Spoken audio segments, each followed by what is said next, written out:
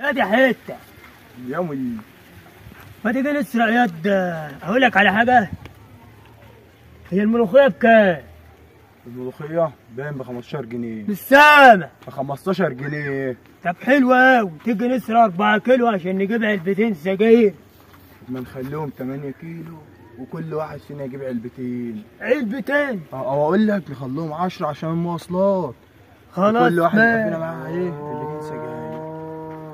احنا الاتنين هنسرق. هنسرق من عند مين بقى؟ من عند الحاج زعبلاوي، عنده بيت ملوخية. ابوك اسود النهارده. ليه؟ ده عنده ملوخية ايه؟ فلة. كلها؟ اه. طب يلا انزل الارض اهي، خش هتجيبك. يلا.